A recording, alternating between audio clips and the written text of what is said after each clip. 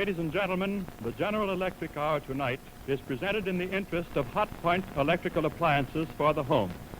The Edison Electric Appliance Company, a General Electric organization, manufactures Hot Point electric appliances such as irons, toasters, percolators, waffle irons, electric ranges, and many other conveniences that are making housekeeping easier and better. A quarter century ago, in the little town of Ontario, California, the first Hot Point electric iron was invented.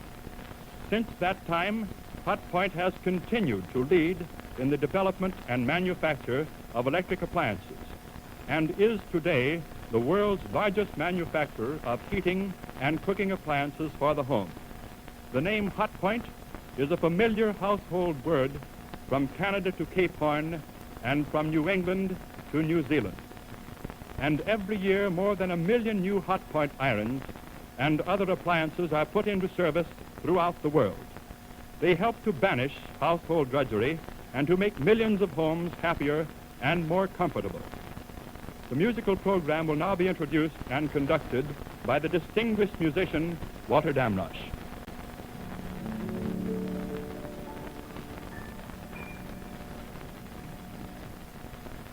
Good evening, ladies and gentlemen. The first number on our program tonight is Wagner's overture to The Flying Dutchman. We musicians think that this overture is especially fascinating because it already incorporates, although it was written by Wagner as a young man, all his revolutionary ideas which he developed afterwards so wonderfully in the music drama. It treats of the famous old legend of the sea captain who, in a terrible storm at sea, cursed God Almighty and therefore was condemned to sail the seas eternally, unless some woman could be found who, knowing his sad fate, and in order to give him redemption, would be willing to sacrifice herself for him.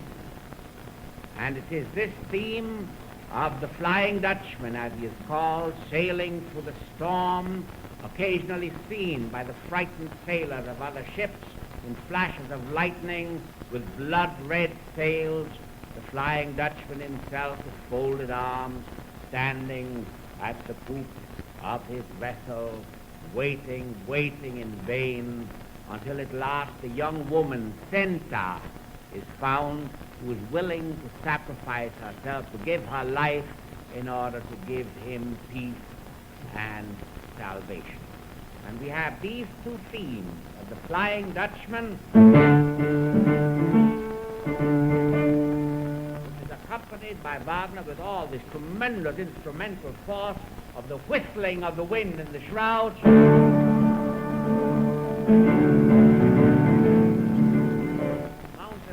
waves crashing against the ship, and then gradually the salvation theme, the redemption theme of Senta's willingness to sacrifice herself.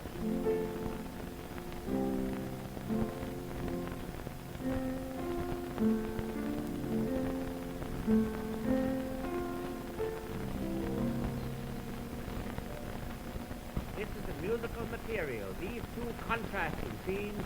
We have also later on fragments of a sailor song.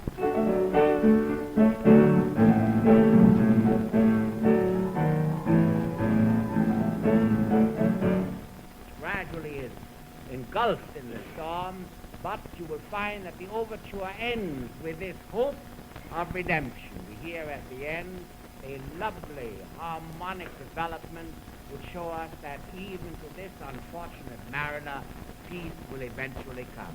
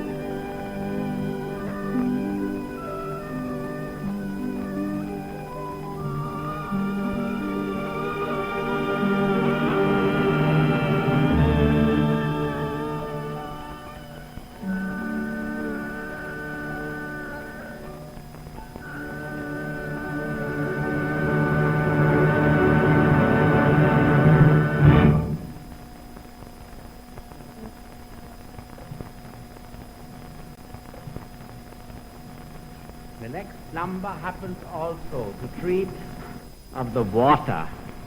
But oh, what a different picture. It is a little barcarolle by Saint-Saëns. The barcarolle is an Italian water song which the boatman sings on moonlight night, which is always in 6/4 time.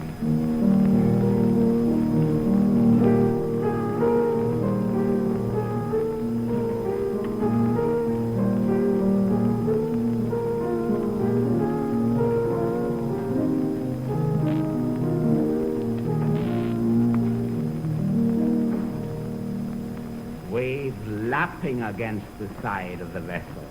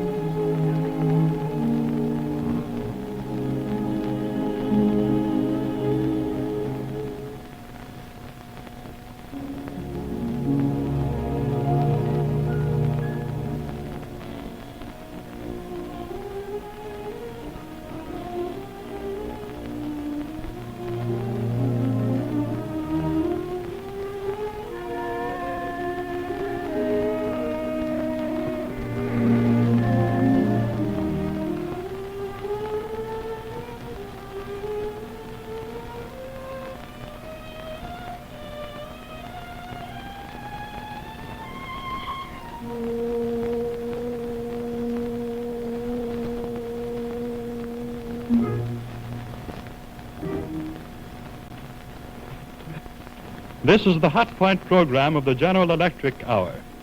General Electric manufactures GE Mazda lamps, the General Electric refrigerator, and electric apparatus for industry, for ship propulsion, for railway electrification, and for use on the farm and in the home. General Electric also manufactures radiolas and radiotrons, sold through agents and dealers of the Radio Corporation of America. There will now be a brief pause in the Hot Point program of the General Electric Hour for station announcement. You are listening to WGY, the General Electric Station at Schenectady.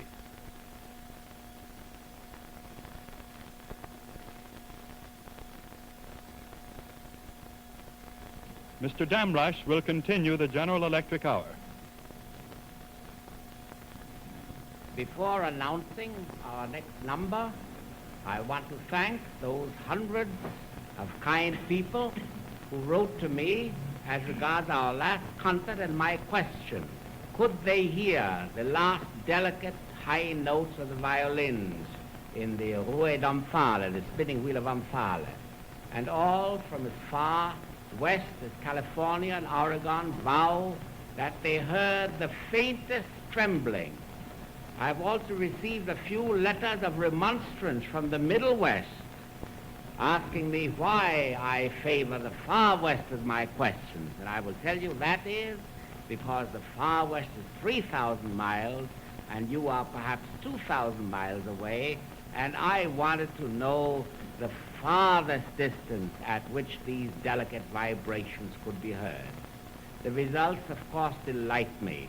And if science continues to make progress like that, I expect within a year or two to get weekly letters from the planet Mars. And perhaps eventually we will get broadcasting from there of their music, which I am sure must be written in quarter tones or some such new evolution of music. I also received one letter which I am sorry that I read to you because I have tried to create the illusion that 40 years ago I was still a little boy and in knickerbockers. But alas, here is a lady who says that she remembers me 40 years ago, and she says, in order to palliate the fact that she remembers me as a conductor 40 years ago, that she was one of my devoted admirers and have never forgotten that a constant attendant upon your afternoon concerts, I always admire the immaculate crease in Mr. Damrush's trousers.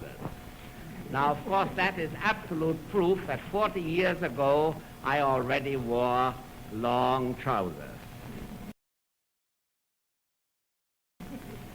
The next number on the program is some music which the great Norwegian composer Edvard Grieg wrote in memory of a dear young friend of his, Rikard Nordrang, also Norwegian composer, who unfortunately died very young.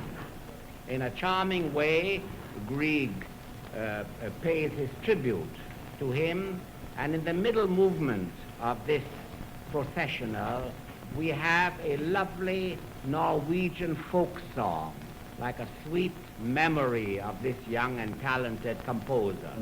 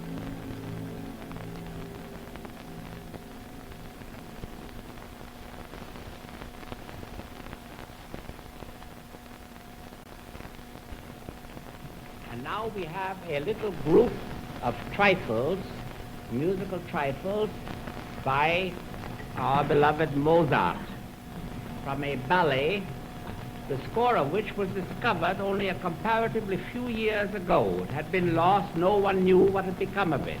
The ballet is called Les Petits Riens, a succession of little nothings, of little trifles, a delightful overture. And by the by, I am the only musician living who has ever heard Mozart's music backwards. And you have no idea what a strange feeling that was for me. I was at the laboratories of the General Electric Company a week ago, and in order to surprise me, they had caught our Saturday evening radio concert on the air on the previous Saturday and photographed it, if you please, so that they sat me down in a chair in a laboratory, and all of a sudden I heard my own voice. They said it was my voice. You know, none of us know how our voice really sounds, because we hear it only through the eustachian tube and not with the outer ear. And then I heard the orchestra. I recognized the individuality of each player, and they played for me 3 or 4 numbers of the program. Among them was the overture to Don Giovanni, which no doubt many of you heard on that Saturday. Imagine sitting there and hearing this as it was caught on the air, photographed on a film, and then reproduced in a marvelous fashion. As they explained to me the mechanism, how this film is unrolled, they said, now you see we roll the film back again. And I said, you mean to say that if you were now to set your electricity in motion, I would hear the music backwards? Certainly you would. Whereupon I heard Mozart's overture to Don Giovanni played backwards. Well, of course, you would think that it was confusion, but, you know, it wasn't. It was Mozart unmistakably. I couldn't recognize one single phrase of the overture, and of course, the resolution of each dissonance came first, and then came the dissonance. But still it sounded logical and marvelous, and it makes me desire to repeat that experiment and to hear some other of the great composers played backwards. If I do, I shall tell you more about it. We shall now play for you a little overture from this ballet, and then a little flute echo song, which is very charming, and ending with a pantomime.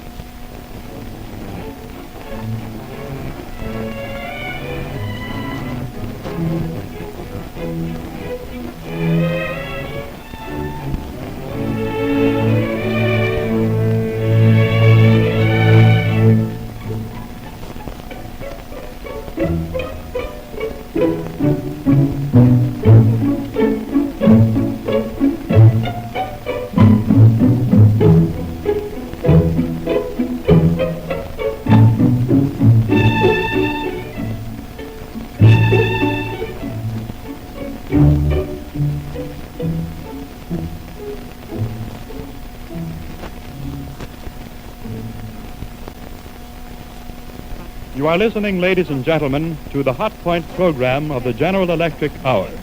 One of Hot Point's many contributions to housekeeping efficiency is the electric range. Hundreds of thousands of women now know that Hot Point electric cookery is both fast and economical. It is the modern way to cook better with less time spent in the kitchen. There is another brief pause in the General Electric Hour for station announcements. You are listening to WGY, the General Electric station at Schenectady.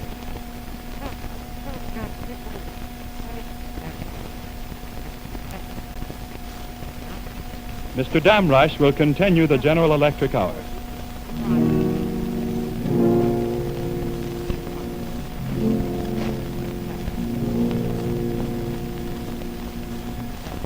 We shall now play for you the second movement in allegretto from the symphony of César Franck. I call it an autumnal song. The English horn plays the tune. The words might be, the summer is gone, the winter, all the world deal with.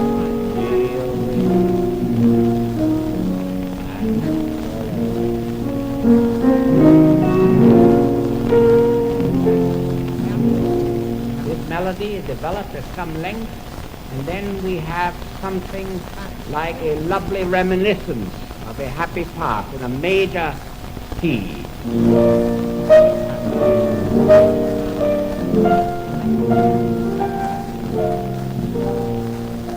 And this is followed by another episode, again in the minor, with little rustling passages in the violins like brown leaves, wind swept from the trees.